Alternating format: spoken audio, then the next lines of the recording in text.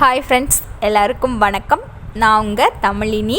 இன்றைக்கி நம்ம பார்க்க போகிற ரெசிபி கேரமல் ரவா புட்டிங் பார்க்குறோம். ரொம்ப ஸ்வீட்டான ரெசிபிங்க. இன்றைக்கி இந்த ரவா புட்டிங்கை செய்ய போகிறவங்களும் ரொம்ப ஸ்வீட்டானவங்க. ஆதிரை தான் இன்றைக்கி ரவா புட்டிங் செய்ய போகிறாங்க.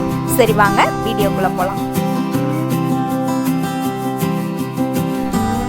ஃபஸ்ட்டு ரவா புட்டிங்க்கு நம்ம கேரமல் ரெடி பண்ணி எடுத்துக்கலாம். அதுக்கு நான் 1 கப் சர்க்கரை எடுத்திருக்கேன். இதில் நான் அதுலேயே வந்து கரண்டியை விட்டு நல்லா லைட்டாக மிக்ஸ் பண்ணங்காட்டி எனக்கு சர்க்கரை வந்து கட்டியாகிடுச்சு.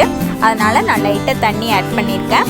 இதுக்கப்புறம் வந்து நான் இன்னொரு வீடியோவில் பார்க்கும்போது தான் எனக்கு தெரிஞ்சது நம்ம வந்து கரண்டியில் வந்து நல்லா மிக்ஸ் பண்ணக்கூடாது. அதே வந்து தவாலேயே வந்து நம்ம வந்து ஒரு ஸ்டாண்ட் பிடிச்சிட்டு வந்து ரோல் பண்ணிக்கிட்டே இருக்கணும். உள்ளே வந்து எந்த கரண்டியும் யூஸ் பண்ணக்கூடாது அப்படின்னு சொல்லிட்டு அந்த மாதிரி பண்ணால் நம்மளுக்கு கேரமல் வந்து சூப்பராக வந்துடும் அப்படின்னு சொல்லிட்டு தெரிஞ்சிச்சு. நீங்களும் அந்த மாதிரி ட்ரை பண்ணுங்கள். லைட்டாக தண்ணி ஆட் பண்ணும்போது இந்த கட்டியாக இருந்த சர்க்கரையெல்லாம் வந்து நல்லா மெல்ட் ஆகிட்டு நமக்கு வந்து கேரமல் இதுவும் வந்து நமக்கு கேரமல் கிடச்சிருச்சு. கரண்டியில் வந்து நம்ம மிக்ஸ் பண்ணும்போது நமக்கு வந்து கேரமல் வந்து அந்த சர்க்கரை வந்து கட்டி சேர்ந்துக்குது, மெல்ட் ஆகாமல். கேரமல் ரெடி ஆயிடுச்சு. நல்லா கோல்டன் கலரில் வரும்போது நம்ம வந்து எடுத்துடலாம். ரொம்ப அதிகமாக வந்து கோல்டன் கலர் வராமல் நம்ம வந்து ஃபஸ்ட்டு கோல்டன் கலர் வரும்போதே எடுத்துடலாம். ரொம்ப அடி பிடிச்சிச்சுன்னா நமக்கு வந்து கசக்க ஆரம்பிச்சிரும். இப்போ நான் 1/2 லிட்டர் பால் எடுத்திருக்கேன். அதை நல்லா சுண்ட காய்ச்சி நல்லா பொங்கி வர்ற அளவுக்கு நல்லா காய்ச்சிடலாம். காய்ச்சிட்டு நான் வந்து பட்டர் இல்லைன்னா வந்து ஆயில் இல்லைன்னா நெய் எடுத்துக்கலாம். நான் வந்து ஆயில் எடுத்திருக்கேன். அதுக்கப்புறம் ரவை வந்து எடுத்துருக்கோம்.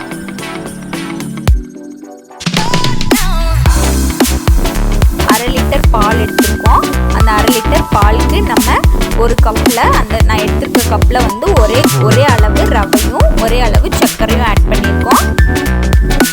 சின்ன கப்பில் போதும்.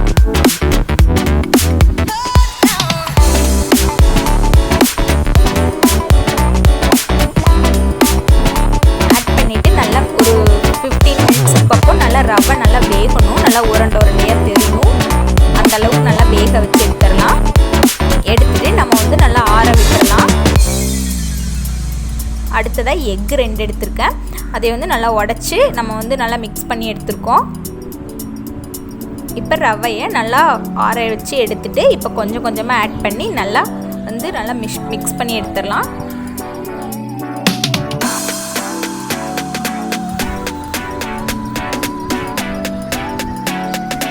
இப்போ நம்ம ரவையை கொஞ்சம் கொஞ்சமாக மிக்ஸ் பண்ணிவிட்டு ஃபுல்லாக மிக்ஸ் பண்ணி எடுத்தாச்சு. அப்போ கொஞ்சம் கொஞ்சமாக மிக்ஸ் பண்ணும்போது நமக்கு நல்லா ஈவனாக எக்கு வந்து மிக்ஸ் ஆகியிருக்கும்.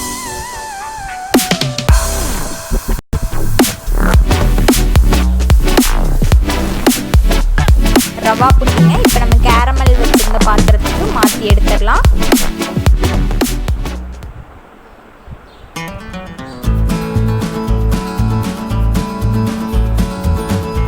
ரவா புட்டிங்க நம்ம ஆவியில் பாயில் பண்ணி எடுத்துடலாம். இட்லி பாத்திரத்தில் தண்ணி ஆட் பண்ணி கீழே ஒரு ஸ்டாண்ட் வச்சு அதில் நான் இட்லி பாத்திரத்துக்கு மேலே இந்த ரவா புட்டிங்கை வச்சுட்டு அதை க்ளோஸ் பண்ணிவிட்டு ஒரு 30 மினிட்ஸுக்கு பக்கம் நல்லா வேக வச்சு எடுத்துட்டேன். இதை நைட்டு ஃப்ரிட்ஜில் வச்சுட்டு காலையில் தான் எடுக்கணும். ஆனால் நான் வந்து ஒரு 2 ஹவர்ஸில் எடுத்ததுனால எனக்கு வந்து லைட்டாக அதில் ஹீட் இருந்ததுனால எனக்கு அதை வந்து கொட்டும்போது எனக்கு வந்து அது கேக் வந்து லைட்டாக உடஞ்சிடுச்சு. ஆனால் ரவா புட்டிங் வந்து சூப்பராக வந்துருந்துச்சு.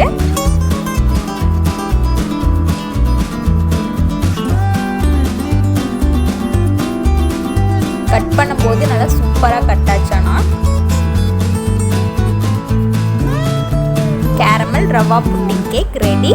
இந்த வீடியோவோட கடைசியில் இந்த வீடியோ ஃப்ளாப்பர்ஸ் எல்லாமே போட்டிருக்கேன். வீடியோ பிடிச்சிருந்தா லைக் பண்ணுங்கள், ஷேர் பண்ணுங்கள், கமெண்ட் பண்ணுங்கள். கண்டிப்பாக வீடியோவை சப்ஸ்கிரைப் பண்ணுங்கள். நெக்ஸ்ட் வீடியோவில் பார்க்கலாம். தேங்க்யூ.